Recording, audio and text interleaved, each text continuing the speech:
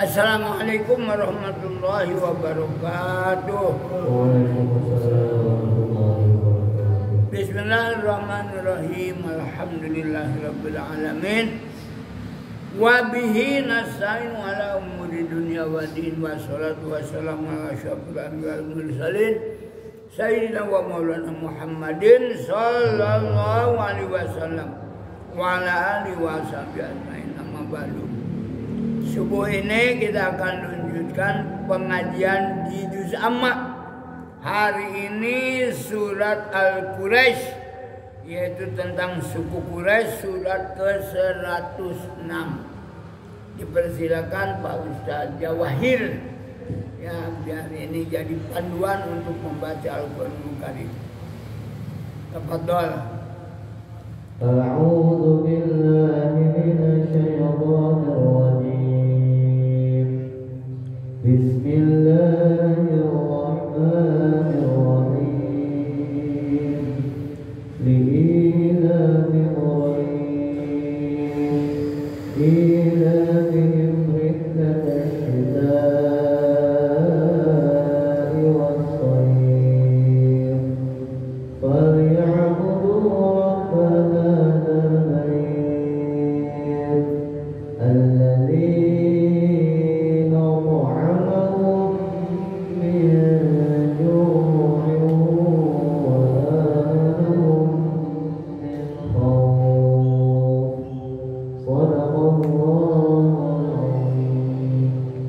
Sadaqallahul Azim. Subuh ini kita akan mengaji tentang surat Al-Quraisy. Quraisy ini kebetulan nanti diterangkan tentang suku Quraisy, surat yang ke-106. Jumlah ayatnya berapa? 4. Baik, mufradatnya dulu. Li'ilafi.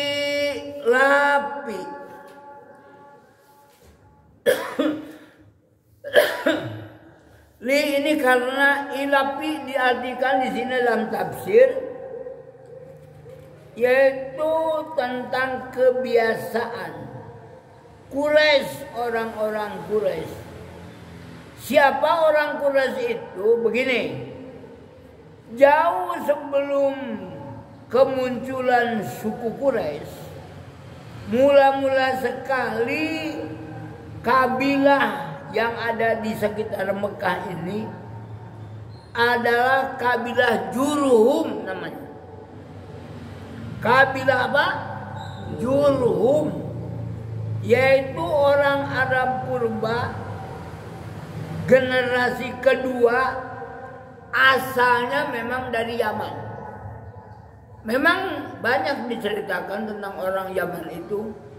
Nanti alam taro kaifa fa'ala rabbuka bi ashabil itu rombongan tentara bergajah yang ingin menghancurkan Ka'bah dipimpin oleh Abraha. Itu pun orang Yaman. Ya.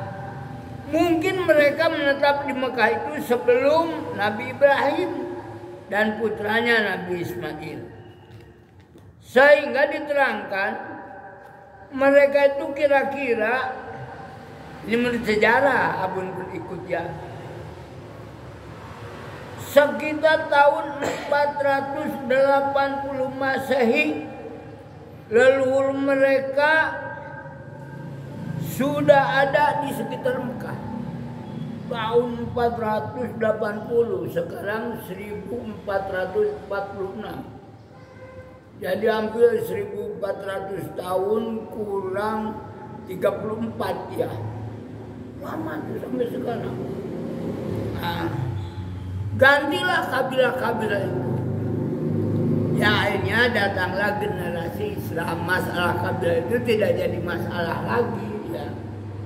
Nah ini li'ilafi karena kebiasaan Quraisy, orang Quraisy. Apa kebiasaan mereka? Dijelaskan oleh Allah. Ilafihim, kebiasaan mereka itu rihlah, suka melakukan perjalanan. Kalau sekarang ini bentuknya studi tour kalau untuk mengembangkan ilmu. Tapi kalau ini bisnis, ya, studi tentang bagaimana ini Jepang, bagaimana di Cina, bagaimana di Eropa, Turki, Amerika, Kanada. Dunia ini kecil saja. Sekarang tidak usah kita pergi sana ya karena tidak punya duit. Lihat di HP saja boleh tahu tentang dunia. Kecil dunia ini. Ilapihim, kebiasaan mereka orang-orang di sekitar Makkah Mukarramah itu rihlah melakukan perjalanan asyita di musim dingin, wasaib dan musim panas. Apa kebiasaan mereka?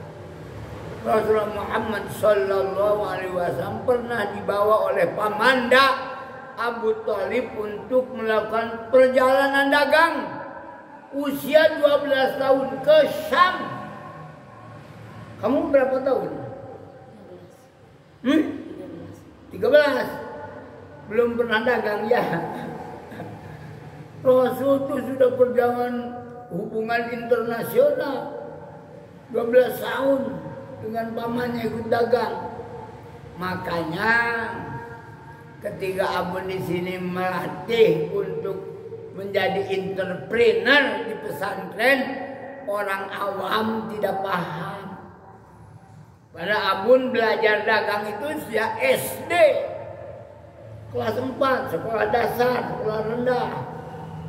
Ya di Bogor Abun berdagang, jual buku dan macam. Sampai sekarang sudah pensiun masih jualan air minum Al-Maksum sampai sekarang. Karena rezeki itu maaf 90% mah dari perdagangan ya. Kalau dulu orang berbangga-bangga jadi pegawai negeri, ya sampai sekarang pun masih orang lah berbangga-bangga menjadi pegawai negeri. Abun itu dulu tidak mau jadi pegawai negeri. Mestinya tahun 67 tuh diangkat menjadi pegawai negeri karena berikatan dinas sekolahnya. Ya, waktu golongannya DD2 mesti. Tapi tidak. Hanya tahun 70 karena ayahanda ya cep ari berikatan dinas teh hartina lamun tamat kudu ngabdi ka pamarentah. Harus mengabdi kepada pemerintah. Abah tidak tanggung jawab bagaimana duit dari pemerintah yang dipergunakan makan minum sekolah di PHN dipegang apa nih kata dinas 7 tahun dapat makanya dari pegawai negeri waktu itu. Tapi alhamdulillah sekarang sampai pensiun ya sampai kembali perjalanan Rasul itu rihlah asyita musim dingin wasaib dan musim panas. Tapi ingat, falyabudu maka mereka adalah beribadah. Hendaklah mereka menyembah di sini. Rabbah hadzal bait, kepada Tuhan dari Baitullah, maksudnya Ka'bah. Oleh karena itu ada kewajiban kita untuk tawaf. Salat itu juga mustaqbil kiblati kalau kita. Kalau Ka'bahnya nampak mustaqbil Ka'bah. Kalau sholat di Masjidil Haram, Ka'bahnya nampak. Sholli pada duri arba rakaat mustaqbil Ka'bah. Kalau kita jauh karena tepat atau tidak tepat, fawalli wajhaka syatrul Masjidil Haram, arahkan saja dengan panduan kepada Masjidil Haram. Yaitu maksudnya di sana ada Ka'bah, ya Baitullah. Fayabunu Rabbahal bait. Rabbahal bait itu Allah alladzi at'amahum min ju'in, yang memberi makan kepada mereka min ju'in, untuk menghilangkan lapar. Ya, min ju'in. Dan Allah pula lah yang memberikan keamanan. Apa kita ada suka baca-baca doa ini? Ya salam salimna min afatid dunya wa min adabil akhirah. Wa fitnatihima wa baliyatima innaka ala kulli syai'in qadir. Yang paling pendek, ya salam salimna dalam Yasin Fadilah, salamun qaulam mir rabbir rahim. Dibaca berapa kali? 16 kali. Salamun qaulam mir rabbir rahim. Baca 16 kali. Allahumma sholli ala sayyidina Muhammad wa ala sayyidina Muhammad. Salimna min abadid dunya wa min adzabil akhirah wa fitnati ma baliyati ma innaka ala kulli syai'in qadir. Dalam kitab aslinya ya Abun salimna min Allahumma sholli ala Muhammadin. Karena penulis awalnya madhab Hanafi ya, madhab Hanafi dia pakai Sayyidina ya, tapi kita alhamdulillah suka membaca Allahumma sholli ala Sayyidina Muhammad wa ala Sayyidina Muhammad. Pada ayat ini alladzi at'amahu min ju'in, Allah yang yakini Allah berikan rezeki berupa disebutkan yang menghilangkan rasa lapar wa amanahu min khauf. Ya, jadi mudah-mudahan kita hari Kamis puasa, hari Jumat puasa untuk menyadari bagaimana mereka orang-orang yang serba kekurangan ini ya, artinya dapat itu merasakan bagaimana deritanya orang-orang yang serba kekurangan. Hikmah daripada Al-Quraish ini ya, satu, jangan menolak kebiasaan berdagang. Berdagang itu adalah menghasilkan rezeki. Sehingga dalam Al-Qur'an Karim, ya ayyuhalladzina amanu hal adullukum ala tijaratin tunjikum min azabin alim. Syaratnya tu'minuna billah wa rasulih wa tujahiduna fi sabilillah. Mujahadah dagang itu. Tapi tukang dagang juga diancam. Wailul lil mutaffifin alladzina idza qalu 'alan nasi yasawfun wa idza qaluhum aw wazanuhum yukhsirun. Kalau nimbang untuk orang lain dikurangkan, tapi kalau nimbang untuk dirinya sendiri membeli ditambah. Jadi di belakang itu ancamannya neraka wel. Kata Kang Toto almarhum Kyai Haji Toto Abdul Fatah, Abun bersama dengan beliau itu di Masjid Agung Bandung tahun 82 sampai meninggal ya. Kang Toto itu meninggalnya hari Ahad. Hari Sabtu Abun takziah, kemudian merubah itu tempat tidurnya sehingga kepalanya ke timur menjual ini supaya mudah kalau sholat. Ternyata besoknya meninggal. Yaitu alhamdulillah Abun kedekatan dengan Kyai Haji Toto Abdul Fatah. Makanya ingat, Abun perlu mengajarkan bahasa Sunda pada kalian. Orang Muslim di Jawa Barat yang khususnya hampir tidak paham benar tentang kaidah-kaidah bahasa Sunda, ya. Karena memang tidak ada pelajaran. Padahal untuk mencapai gelar doktor dalam bahasa Sunda harus ke Belanda. Heran juga ya. Heran, doktornya bahasa Sunda itu perlu ke Belanda. Orang Belanda lebih pintar bahasa Sundanya daripada kita, ahli begitu. Nah, yang kedua, jaga nama baik keturunan kita. Tapi Abun pernah menyampaikan, lasna wa in asabuna karumat yauman asabina takil nabni kama kanat awailuna nabni misruma fa'alu. Bukan tipe bagi saya untuk membangga-banggakan keturunan. Jadi kalau mereka mulia dengan keturunannya, kita pun harus jadi mulia karena kehebatan kita sendiri.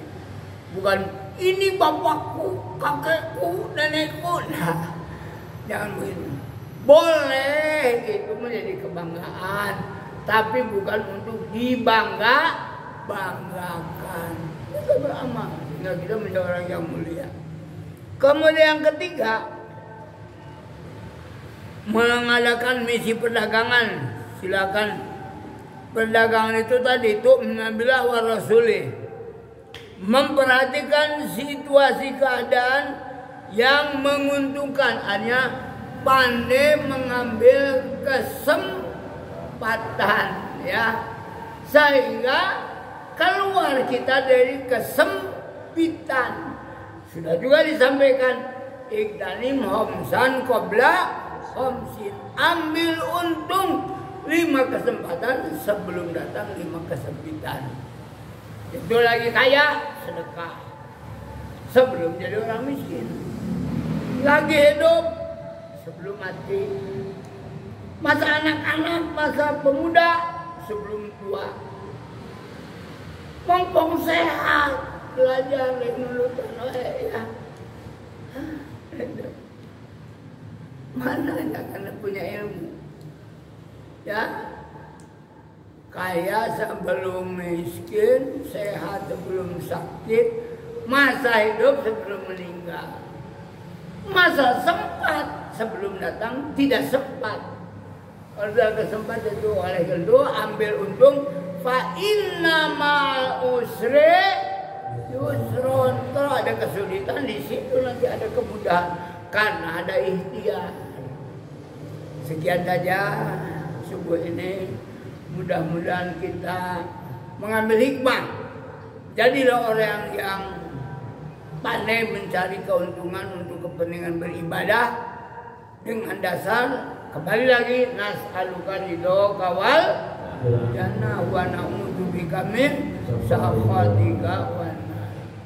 Kibarat majlis subhanaka Allahumma wa bihamdika asyhadu an la ilaha illa anta astaghfiruka wa atubu ilaik. Walhamdulillahi rabbil alamin.